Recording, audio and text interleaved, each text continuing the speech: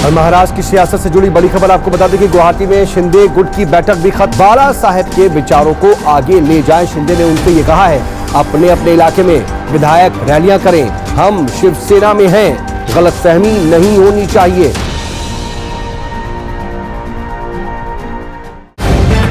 The live TV, सच सबसे आगे।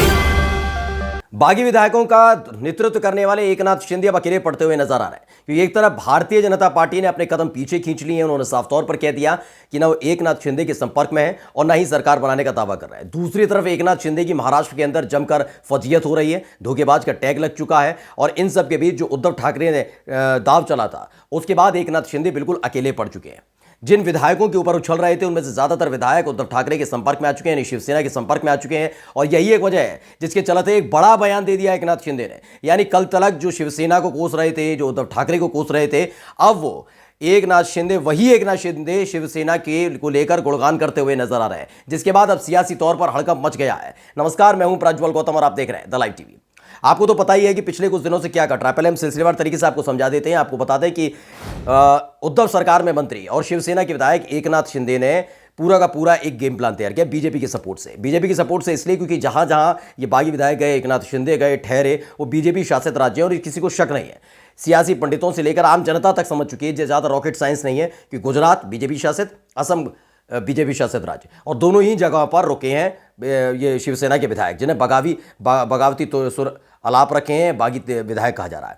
ये इनके साथ घूम रहे थे। यानी बीजेपी के सपोर्ट में एकनाथ शिंदे लगातार विधायकों की संख्या गिनवा रहे थे, उद्धव ठाकरे को कोस रहे थे। ये लगातार चल रहा था, लेकिन अचानक से अब एकनाथ शिंदे ने यू टर्न ले लिया है। एकनाथ शिंदे ने साफ तौर पर आगे आके कहा है कि वो शिवसेना में है और किसी को कोई गलतफहमी में नहीं रहना चाहिए। पहले वो बयान के बारे में आप सुन लीजिए। न्यूज़ 24 में जो खबर छापी है, बड़ी खबर है, उसके बाद आगे बताएंगे हुआ क्या है, सुनिए। और महाराष्ट्र की सियासत से जुड़ी बड़ी खबर आपको बता दें कि गुवाहाटी में शिंदे गुट की बैठक भी खत्म, क्योंकि शिंदे गुट भी गुवाहाटी में बैठक कर रहा था और सभी विधायकों को एकजुट रहने को लिए कहा गया है।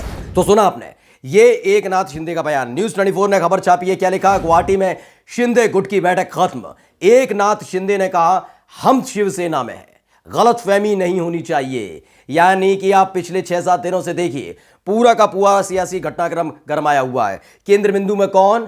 एकनाथ शिंदे, जिन्होंने बकायदा तमाम विधायकों को तोड़ने की कोशिश की, उनके माध्यम से लगातार बयान दिए। सूरत में बैठे थे तो उद्धव ठाकरे के खिलाफ बोल रहे थे, जब पहुंच गए असम के गुवाहाटी में तो होटल में बैठकर शिवसेना के खिलाफ बोल रहे थे, उद्धव ठाकरे के खिलाफ बोल रहे थे। लेकिन अब कह रहे हैं शिवसेना में है। और अगर इसे टेक्निकली देख लिया जाए तो शिवसेना में वो शख्स हो ही कैसे सकता है? शिवसेना की कोई भी पार्टी हो, उस पार्टी का सदस्य अगर अपनी ही पार्टी से बगावत कर जाता है और वो बागी विधायक हो जाता है तो उस पार्टी से उसका कोई लेना देना नहीं होना चाहिए।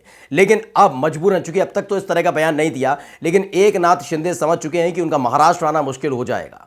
एक तो उन्होंने अपनी वैसी ही फजीयत करा ली, टैग लग चुका है धोखाधड़ी का, बेईमानी का, इन तमाम चीज़ों का उन पर टैग लग चुका है। इसलिए सियासत उनकी खत्म होने जा रही है, क्योंकि सियासत दो तरीके से खत्म हो रही है। एक तो छवि उनकी धूमिल हो गई, बीजेपी का सपोर्ट करना, बीजेपी की बातों में आ जाने से उनकी छवि वैसे ही महाराष्ट्र के अंदर धूमिल हो गई है। यानी अगर आगे आके चुनाव होते हैं आगे जाकर, तो शायद उनका जीतना भी मुमकिन ना हो और सियासत भी खत्म हो जाए।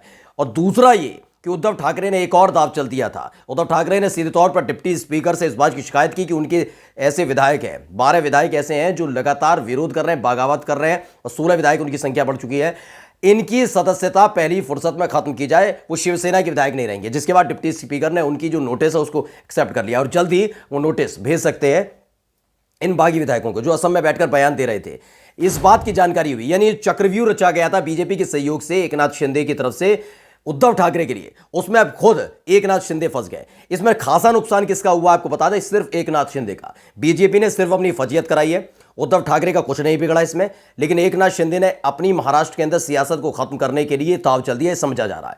क्योंकि पहला ये कि छवि उनकी खराब हुई, दूसरा ये कि अब उनकी सदस्यता खत्म हो जाएगी, और तीसरा ये अगर चुनाव होता है तो उनका जीतना बड़ा मुश्किल हो जाएगा। क्योंकि जिस तरह के हालात महाराष्ट्र के अंदर, मुंबई के अंदर खास तौर पर बन रहे हैं इन बागी विधायकों को लेकर, वो समझना जरूरी हो जाता है। क्योंकि अब लगातार बागी विधायक हैं, विद्रोही जो हैं, जिन्होंने बगावत कर दी शिवसेना से, उनके खिलाफ शिवसैनिकों में खासा गुस्सा, खासी नाराजगी देखने को मिल रही है। उनके कार्यालय तोड़े जा रहे हैं, उनकी जो घर के सामने प्रदर्शन हो रहा है, तमाम चीज़ें हो रही हैं, सिलसिलेवार तरीके से हो रही हैं। एकनाथ शिंदे तक ये तमाम खबरें पहुंच रही हैं कैसे ये बगावत हो रही है, इसलिए बयान देना पड़ा।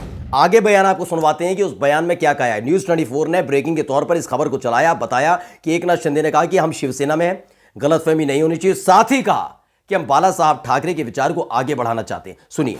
बाला साहेब के विचारों को आगे ले जाएं, शिंदे ने उनसे ये कहा है। अपने अपने इलाके में विधायक रैलियां करें, हम शिवसेना में हैं, गलतफहमी नहीं होनी चाहिए। तो ये एक साफ करने की कोशिश की, शिवसेना में ही हम हैं। तो सुना आपने, ये बाला साहब ठाकरे के विचार के शब्द का इस्तेमाल इसलिए अमूमन करना पड़ा क्योंकि अब उद्धव ठाकरे की शरण में जाने के बारे में उसमें 10 बार सोचना पड़ेगा। इसलिए शिवसैनिकों को मनाने के लिए उन्होंने एक अलग पैतरा फेंका है। पैतरा ये चला है कि बाला साहब ठाकरे का हम सम्मान करते हैं, उनके विचार को आगे बढ़ाने का काम करते हैं। अभी तक ये नहीं बता पाए कि बाला साहब ठाकरे के कौन से विचार को उद्धव ठाकरे नहीं बढ़ा पाए। उद्धव ठाकरे के साथ बेईमानी करना, धोखाधड़ी करना एकनाथ शिंदे को भारी पड़ चुका है और इसका असर आने वाले दिनों में देखने को मिल सकता है दोस्तों। क्योंकि अब आप पूरा का पूरा गेम प्लान समझिएगा।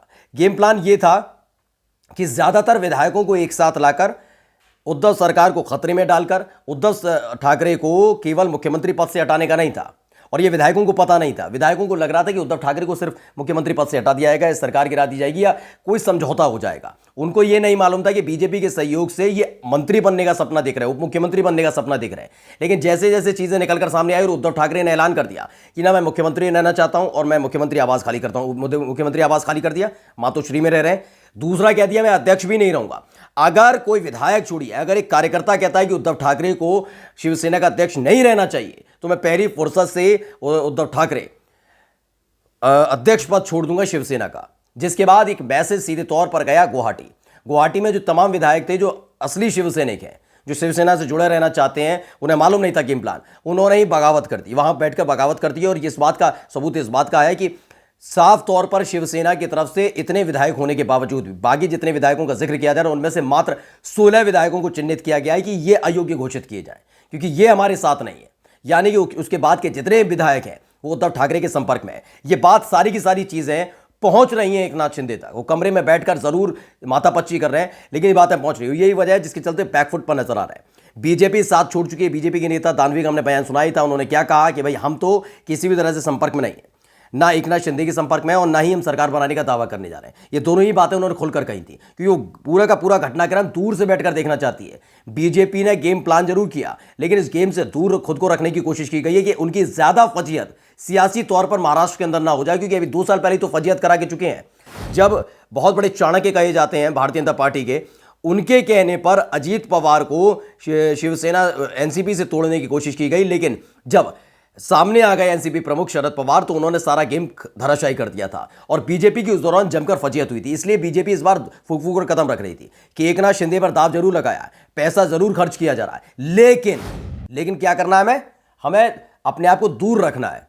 इसलिए कोई भी बीजेपी का नेता या बड़ा विधायक या कोई भी मंत्री या कोई भी इस पर खोलकर नहीं बोल रहा है। एकनाथ शिंदे के साथ खड़े होने का केवल पर्दे के पीछे से खेल करने की कोशिश कर रहे हैं, लेकिन एकनाथ शिंदे इस पूरे खेल में फंस चुके हैं। अब उनकी विधायकी जाने वाली है। महाराष्ट्र में उनकी जमकर फजीयत हो चुकी है, छींचे इधर हो चुकी है। यानी कि अगर वो आते हैं और चुनाव होता है तो चुनाव जीतना बड़ा मुश्किल हो जाएगा। शिवसेना में वापसी वो असंभव समझ चुके हैं। उन्हें मालूम है कि इतना पूरे के पूरे सियासी घटनाक्रम में उन्होंने अपनी जमकर फजीयत करा ली। उद्धव सरकार से, उद्धव ठाकरे से, शिवसेना से बगावत करने का मतलब वो समझ चुके हैं कि उनकी सियासत खत्म होने वाली है। और यही वजह है जिसके चलते अब उन्हें बाला साहब ठाकरे याद आ रहे हैं। उनको याद आ रही है कि भाई शिवसेना में हूं, गलतफहमी में कोई ना रहे। लेकिन ये पूरा का पूरा गेम प्लान बता रहा है कि आने वाले दिनों में होने क्या जा रहा है। नमस्कार। द लाइव टीवी, सच सबसे आगे।